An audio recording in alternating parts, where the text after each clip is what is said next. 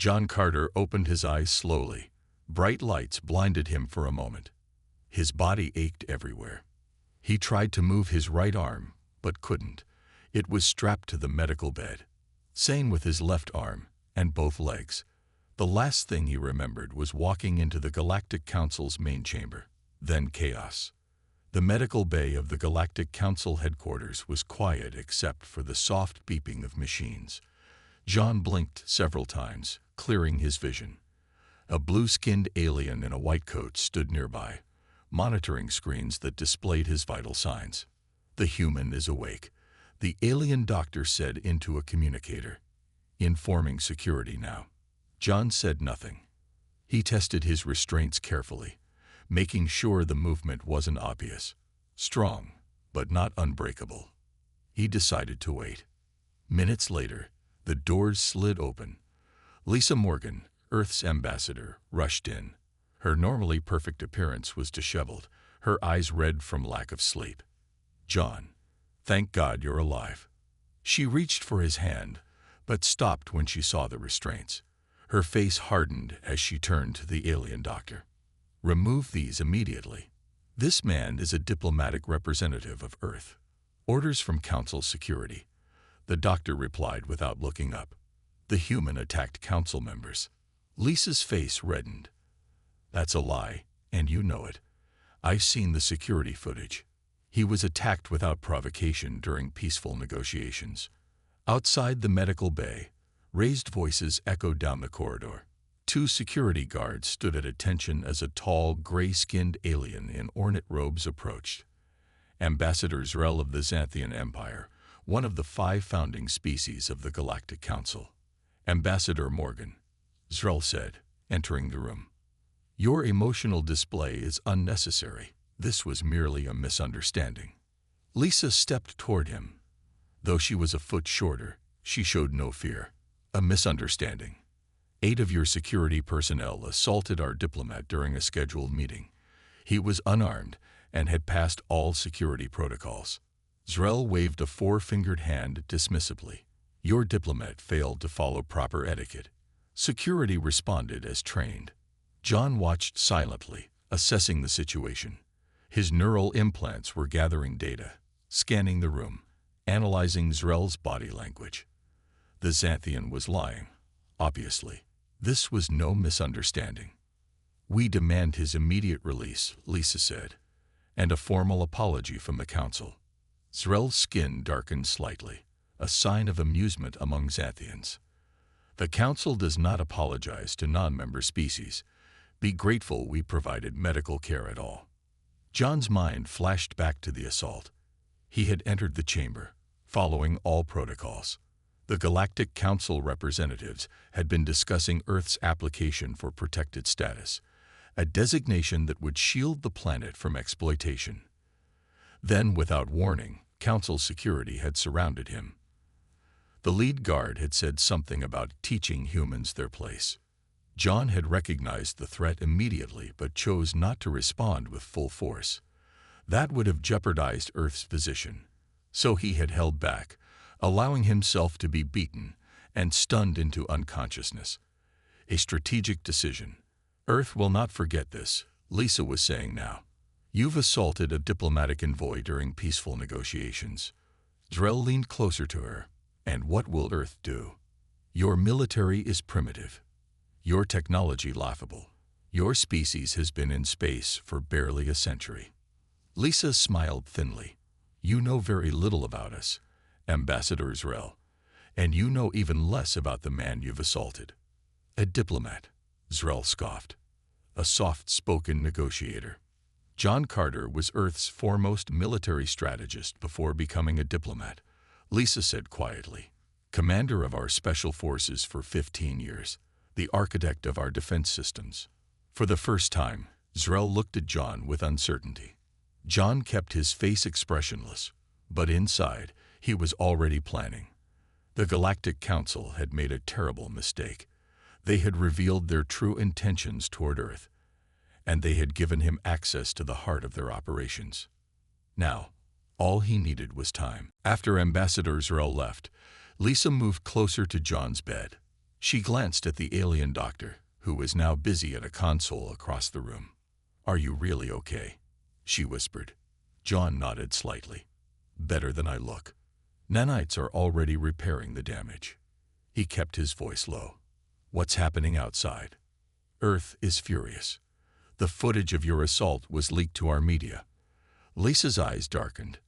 "Everyone saw how you were attacked without cause." John closed his eyes for a moment. His mind traveled back 15 years. He was standing in a dusty battlefield, the remains of what had once been a rebel base burning around him. His team of special forces waited for orders as he assessed the situation. That had been his life before diplomacy, making split-second decisions that determined who lived and who died. "Did you contact command?" he asked. "Yes." General Allen activated Protocol Sentinel the moment she saw the footage. John's expression remained neutral, but inwardly he smiled. Protocol Sentinel, his contingency plan for first contact gone wrong, was now in motion. Earth had hoped for peaceful integration with the galactic community, but they had prepared for hostility. The medical bay doors opened again. A tall human with military posture entered, wearing the uniform of Earth's diplomatic security. It was Ryan Cooper, John's personal guard. "Sir," Ryan said formally, "I've been permitted to check on your condition." The alien doctor moved toward them. "The human prisoner cannot have visitors without council approval." "I have approval," Ryan said, showing a document. "Signed by Sub-Commander Velax himself." The doctor examined it and reluctantly moved away. Ryan approached the bed, leaning close as if checking John's restraints. "The team is in position," he whispered. "Earth fleet has moved to condition yellow. Captain Julie Harris has the Kentucky on standby at the edge of Council space." John gave a barely perceptible nod. The U.S. Kentucky was Earth's newest warship, publicly described as a diplomatic vessel, but secretly armed with technology the Council didn't know humans possessed. "They're monitoring all communications," John whispered back. "But not my neural implants. They don't know about those." Earth had kept many technological advances secret, especially their neural interface systems. To the Council, humans were still using primitive communication devices. They had no idea John's brain was directly connected to Earth's military network. While they spoke, John's implants were already mapping the station's security systems. With each passing minute, he gathered more data about the Council's defenses, weaknesses, and protocols. "There's something else," Ryan said quietly. "We intercepted communications between the Xanthians and the Drakari. They planned this assault. It wasn't random." John wasn't surprised. The Drakari, insectoid traders known for their ruthless business practices, had been eyeing Earth's resources for years. He suspected they wanted to demonstrate human weakness to the Council. "Get this to Lisa," John whispered, using his neural implants to transfer data to Ryan's secure tablet.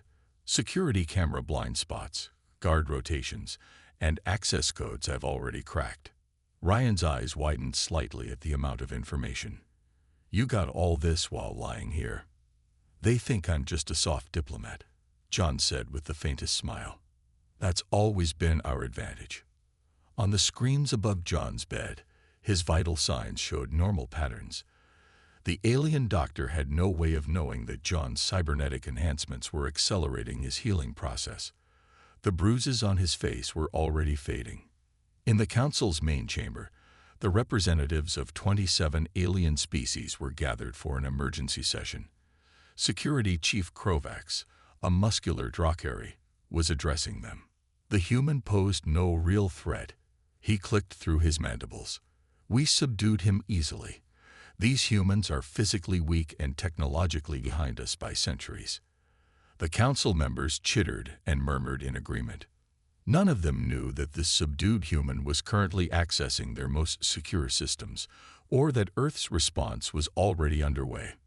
None of them knew that they had just made the biggest mistake in Council history. The Galactic Council chamber buzzed with conversation. Representatives from across the galaxy sat in tiered seats surrounding a central platform. Ambassador Lisa Morgan stood alone on that platform, her back straight despite the hostile stares directed at her. "Earth formally protests the treatment of our diplomat," she said, her voice strong and clear. "We demand John Carter's immediate release and the punishment of those responsible for the attack." Laughter rippled through the chamber. The council chair, a tall Meridian with silvery skin, raised a hand for silence. "Ambassador Morgan, your protests have been noted," the chair said. "However, our security footage clearly shows your diplomat behaving aggressively." "That's a lie," Lisa said. "And you know it. Your security attacked him without cause." In the medical bay, John continued his silent work. His neural implants had already breached the first layers of council security. He now had access to their communication systems. He listened to the council session through their own networks while continuing to work on deeper systems. A shadow fell across his bed. John opened his eyes to see Security Chief Krovac standing over him, mandibles clicking in what passed for a smile among the Drakari. "The weak human awakens," Krovac said. "I hope my guards taught you respect." John said nothing, simply watching the insectoid alien. His implants were scanning Krovac's, mapping weak points in his exoskeleton, calculating the precise force needed to shatter it. But now was not the time. "Your species does not belong in space," Krovac continued.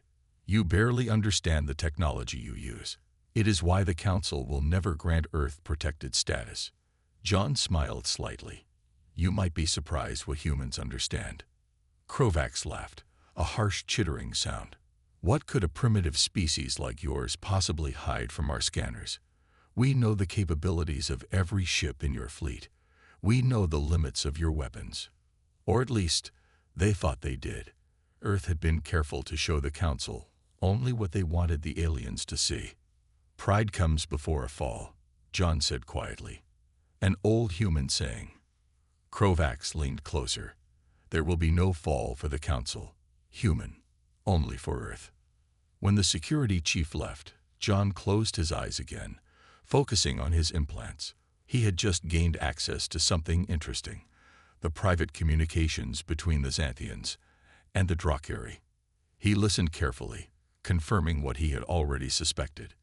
The attack had been planned to provide an excuse for denying Earth's application and to begin the process of declaring human territory open for development. John sent an encoded message to Earth Fleet Commander Susan Wright. "The pieces are in place. Xanthians and Drakari confirmed as hostile. Full Council complicit or deceived. Ready for Phase 2. Back in the Council chamber, the debate continued. "Humans have shown themselves to be unstable and violent," Ambassador Zrel argued. "We cannot grant protected status to such a species." Lisa Morgan kept her composure. "May I remind the Council that it was your security forces who attacked our unarmed diplomat, not the other way around." The Meridian chair shook his head. "The Council has reviewed the evidence and found your diplomat at fault. This matter is closed." In Earth's Defense Command Center, Commander Susan Wright received John's message. She turned to her officers. "Begin Phase 2, she ordered. "Deploy ships to positions Beta through Epsilon, but maintain distance from Council space, and get me Captain Sam Baker on secure channel." Minutes later, Captain Baker's face appeared on her screen. He commanded a small, fast ship that officially did not exist. "Captain, your team is go for infiltration," Commander Wright said. "John has provided access codes and security blind spots. Use them." Baker nodded. "We'll extract our diplomat if necessary, Commander." "That's not the mission, Captain," Wright replied. "John stays where he is by his own request. Your team is to plant the quantum disruptors at the locations he specified. John will do the rest." Baker smiled grimly. "Understood, Commander. The Council has no idea what's coming, do they?" "No," Wright said. "They think they attacked a diplomat. They don't realize they assaulted the architect of Earth's defense strategy, the man who planned for this exact scenario years ago." As she spoke, 12 unmarked Earth ships slipped silently toward the Council station, using technology the aliens didn't know existed. The Council's mistake was about to become painfully clear. Captain Sam Baker's small ship drifted silently near the massive Council station. From the outside, the ship appeared to be a simple maintenance vessel. Inside, Baker and his team of 5 prepared for their mission. "Everyone clear on the plan?" Baker asked, looking at his team. All of them were former Special Forces who had served under John Carter. Linda Wright, the team's tech specialist, nodded. "John's data shows 4 security blind spots we can use to enter the station. Once inside, we split into pairs and plant the quantum disruptors at these 8 locations." She pointed to a holographic map. "How did John get this information?" asked Daniel Garcia, weapons expert. "He's been there less than 2 days." Baker smiled. "You know Carter. His neural implants have probably mapped the entire station by now. Remember, we're not here to extract him. He stays in place by his own request." The team nodded. They trusted John completely. If he said he needed to remain in the medical bay, there was a good reason. Meanwhile, in Earth's Defense Command Center, Commander Susan Wright monitored the deployment of Earth's fleet. 20 warships now held position just outside Council space, careful not to cross the border. The ships were publicly classified as escort vessels, but each carried weapons the Council had never seen. "Any response from the Council?" Wright asked her communications officer. "Nothing official, Commander. Their long-range scanners have detected our fleet, but they seem unconcerned. Their chatter suggests they consider our ships primitive and no real threat." Wright smiled thinly. "Good. Let them keep thinking that." Back at the Council station, John Carter continued his work from the medical bay. His neural implants now had access to most of the station's systems. He could see Baker's team approaching through the maintenance tunnels. He remotely adjusted security cameras and sensors to hide their presence. Lisa Morgan continued her diplomatic efforts, meeting with representatives from species that might be sympathetic to Earth. She sat across from Ambassador Nex of the Arcadians, a species known for their commitment to fairness. "I understand your concern, Ambassador Morgan," Nex said, his translucent skin shifting colors as he spoke. "But the Council has made its decision. Earth's application for protected status has been denied." "Based on false evidence," Lisa argued. "The security footage was edited to make it appear that John acted aggressively." Nex hesitated. "There have been rumors of corruption among certain Council members, but without proof, I cannot help you." Lisa slid a small data device across the table. "This contains the unedited security footage, along with private communications between the Xanthians and Drakari planning the attack on our diplomat." Nex's skin turned pale with shock. "How did you obtain this?" Lisa just smiled. "Earth is not as primitive as some believe." In another part of the station, Baker's team moved silently through maintenance tunnels. The quantum disruptors they carried were small devices, each no larger than a human palm. When activated, they would temporarily disable specific systems without causing permanent damage. First location reached, Linda whispered into her comm. She placed a disruptor near a main power junction and activated its camouflage feature. The device blended perfectly with the surrounding machinery. Throughout the station, the other team members did the same at their assigned locations. None of them were detected by Council security. In the medical bay, John received confirmation as each disruptor was placed. Everything was proceeding according to plan. He had designed Protocol Sentinel years ago, hoping it would never be needed. The protocol wasn't about attacking the Council. It was about revealing Earth's true capabilities while ensuring the safety of all humans in Council space. Security Chief Krovax returned to the medical bay, mandibles clicking in irritation. "Your ambassador continues to cause problems," he said. "Perhaps another demonstration is needed to show humans their place." John looked directly at Krovax. "I would reconsider that approach if I were you." "And why is that, human?" Krovax laughed. "Because you still don't understand who you're dealing with," John replied calmly. "But you will. Very soon." The Council's inner chamber was filled with the most powerful representatives of the galactic community. They sat around a large circular table, far from the public meeting areas, where Lisa Morgan was still arguing Earth's case. Ambassador Israel stood before his fellow council members. The humans continue to be a problem. Their ships have moved to the edge of our space. Are they threatening us? Asked the Meridian Chair. Security Chief Krovax clicked his mandibles. Their fleet is no threat. Our scans show primitive weapon systems, minimal shielding. They are putting on a show of strength they do not possess. What Krovax didn't know was that Earth ships were equipped with technology that masked their true capabilities. The scans showed exactly what humans wanted them to see. Nevertheless, said Ambassador Drex of the Kaleri, we should consider how to handle the human problem permanently. In the medical bay, John continued to listen to the private council meeting through his neural implants. Every word confirmed what Earth had suspected for years. Several powerful council species had never intended to welcome humans as equals. They viewed Earth as a resource to be exploited, humans as a species to be controlled. John sent another coded message to Commander Wright. Council planning aggressive action. Phase 3 authorized. As he worked, memories flooded back. 5 years ago, John had stood in a secure room deep beneath Earth's defense headquarters. Around him were the planet's top military and political leaders. We need to know their true intentions, John had explained. That's why I'm recommending this approach. We appear weaker than we are. We negotiate for protected status while secretly preparing for the possibility of hostility. A dangerous game, General Allen had said. What if they attack while we're pretending to be harmless? They won't, John had replied. Not immediately. Species that reach the stars tend to be cautious. They'll test us first, push boundaries. When they do, we'll be ready.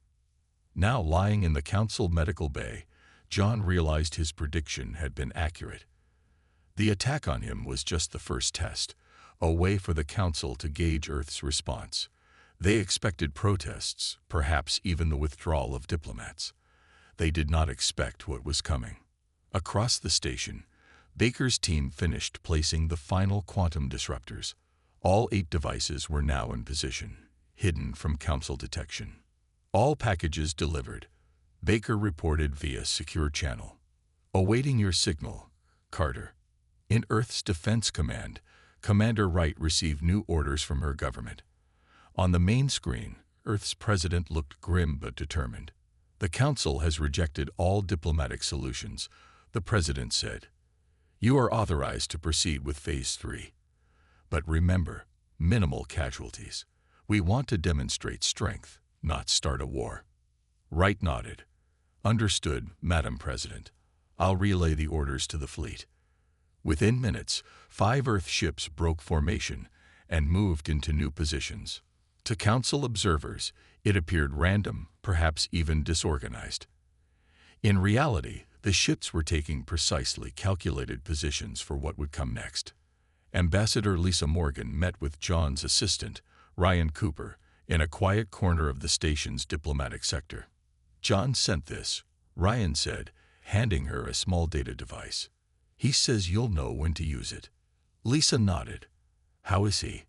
Healing faster than the council doctors realize, Ryan replied. His nanites have repaired most of the damage. He could walk out of there anytime he wants. Then why stay? Lisa asked.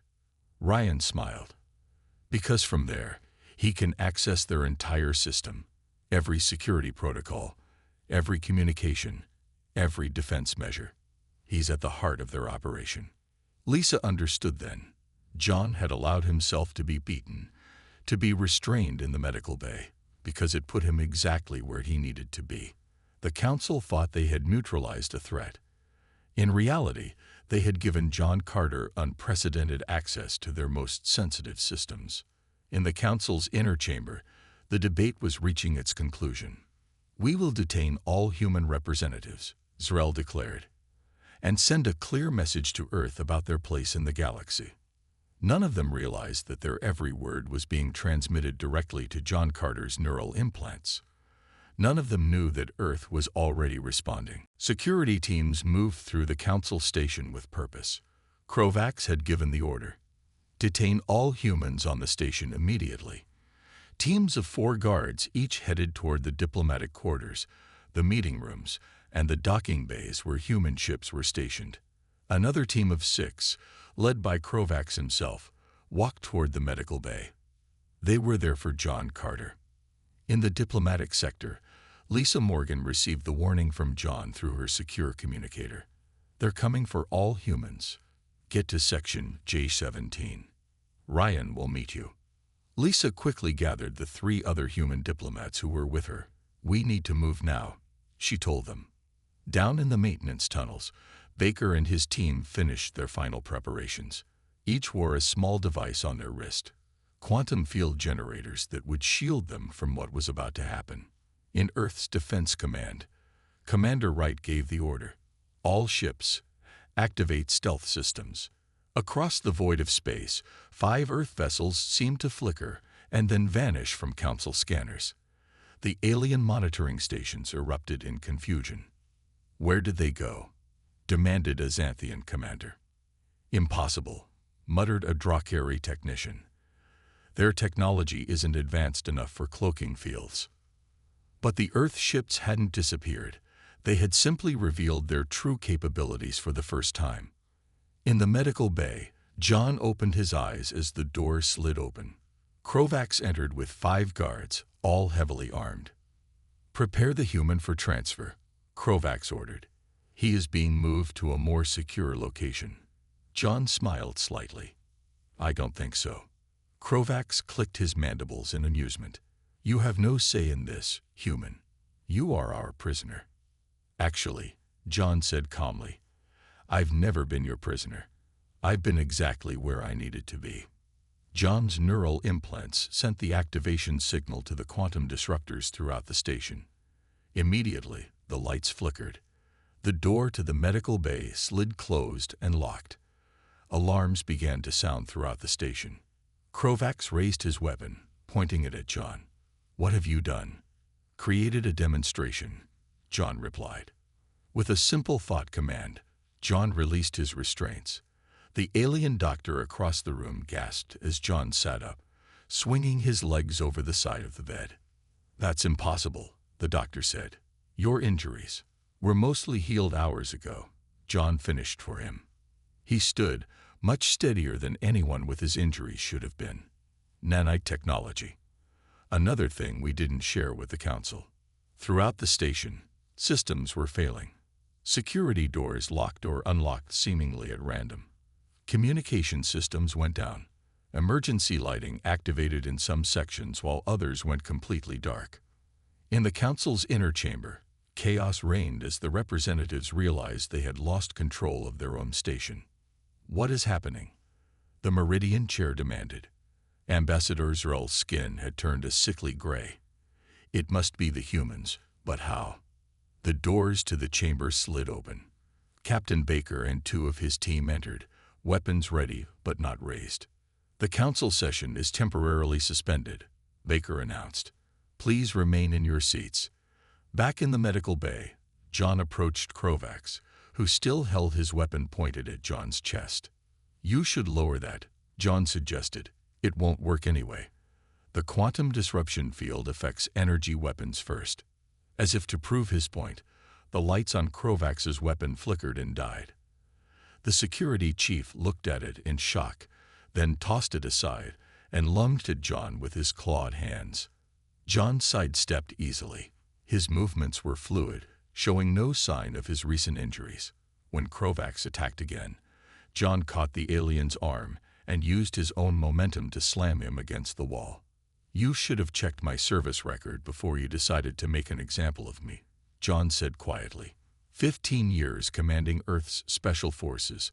Before that, 5 years in the field. I've fought species far more dangerous than yours. The guards moved to help their chief, but found themselves unable to approach as John activated a personal shield, another technology Earth had kept secret. Throughout the station, all the humans were now safely in protected areas, guided by Ryan Cooper. Baker's team had secured the council chamber, and outside, in the darkness of space, Earth's fleet had revealed its true nature. The first phase of John's plan was complete. Now came the hard part, reshaping the relationship between Earth and the Council without starting a war. 2 hours after the system's failure began, the Council station had settled into an uneasy calm. The quantum disruptors had been adjusted to allow basic life support and some communications, but security systems remained under John's control. John walked into the main council chamber, now wearing a fresh Earth diplomatic uniform instead of a medical gown. The council representatives watched him with a mixture of fear and anger. Ambassador Lisa Morgan stood beside him, along with Captain Baker. Security Chief Kovacs was seated in a corner, under guard by Baker's team. His mandibles clicked furiously, but he remained silent. Representatives of the Galactic Council, John began, his voice calm and measured. My name is John Carter, Earth's diplomatic envoy. Some of you already know me. Others know only what you've been told, that I'm a primitive human who attacked Council security and was rightfully subdued. John activated the large display screen at the front of the chamber. It showed the unedited security footage of his assault. Council guards surrounding him without provocation, the first blow coming from behind. As you can see, that story was a lie, John continued. I was attacked without cause during a peaceful negotiation. Ambassador Israel rose to his feet. This means nothing. Your species has committed an act of war by taking control of this station. No, John replied. We've committed an act of self-defense. We have evidence that certain council members, specifically the Xanthian and Drakari representatives, plan to use this incident to deny Earth protected status and open our territory to exploitation. John displayed another set of recordings, the private conversations between Zrel and Kovacs, planning the assault and its aftermath.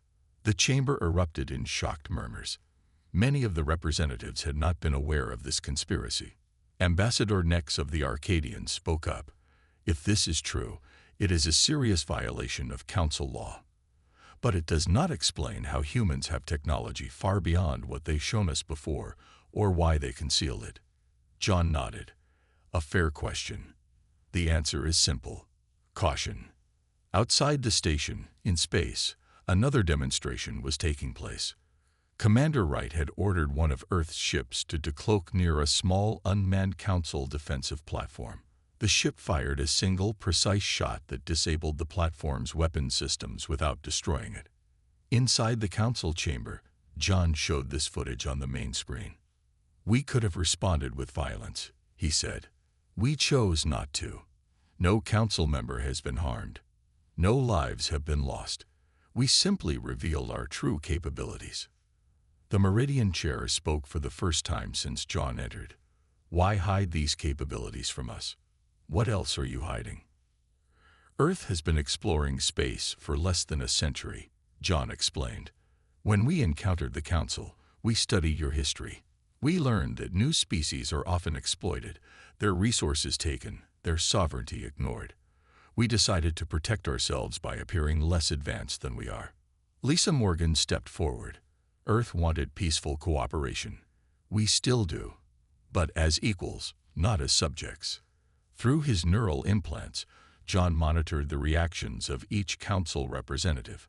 Most showed shock and confusion. Some showed fear.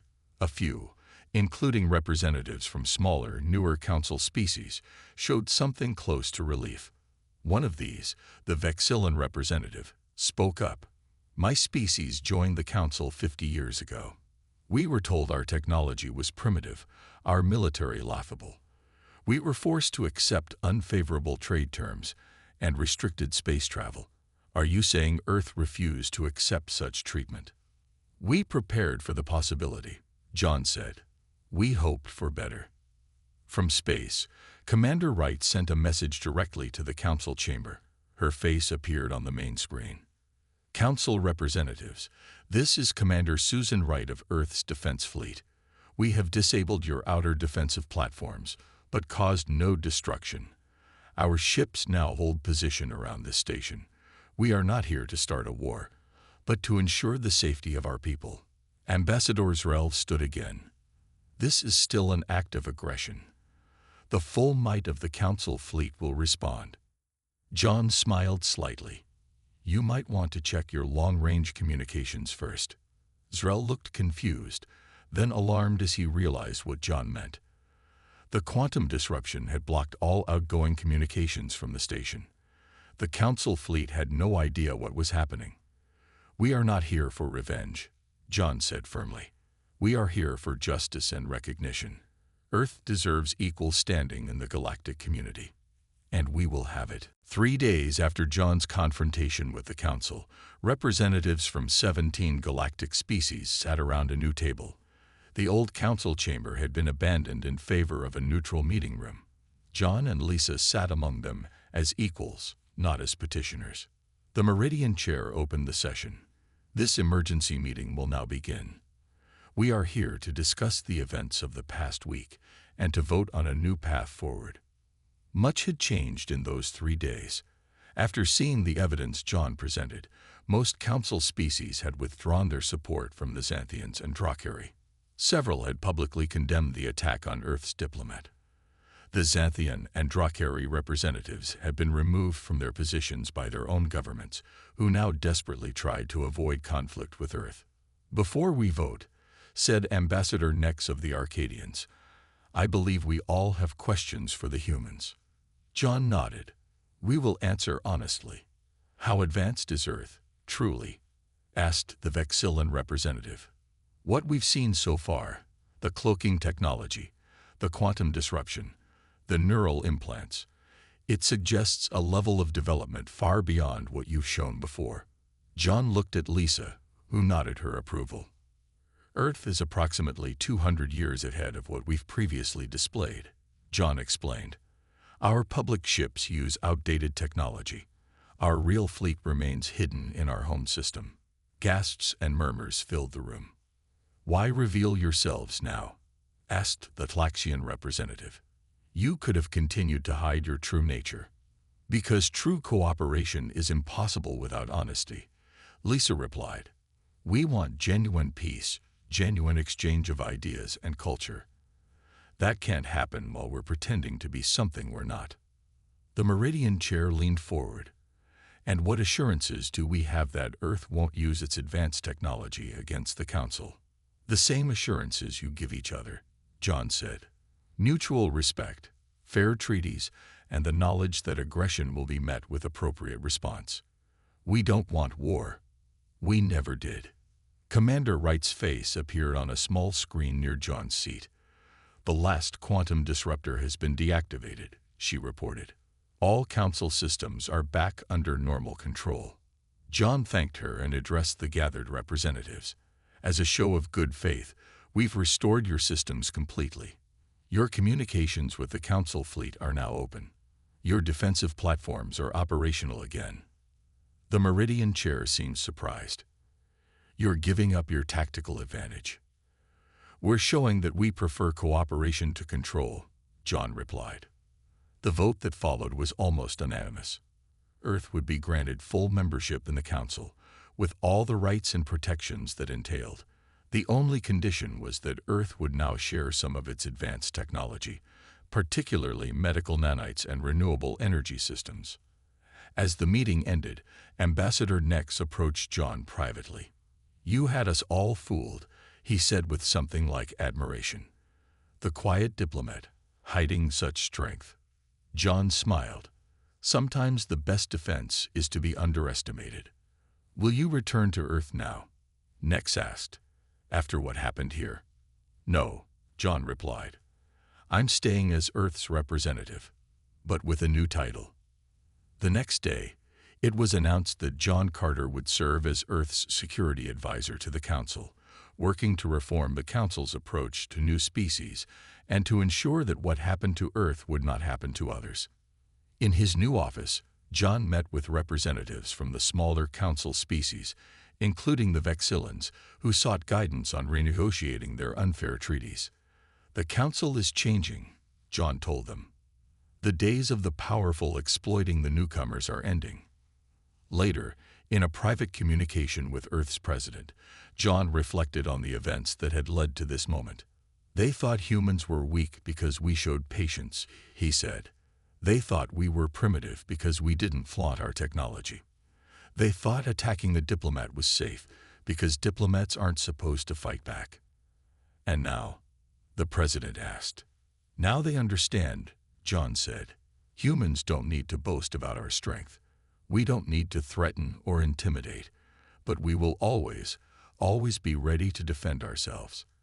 And next time, perhaps they'll ask about our history before they start a fight. Humans have been surviving against the odds for our entire existence. As John ended the call, he looked out at the stars visible from his window. The galaxy was vast, filled with wonders and dangers. But now, for the first time, humanity would explore it as equals, respected rather than underestimated. The diplomat who had been assaulted had changed the course of galactic history, exactly as he had planned.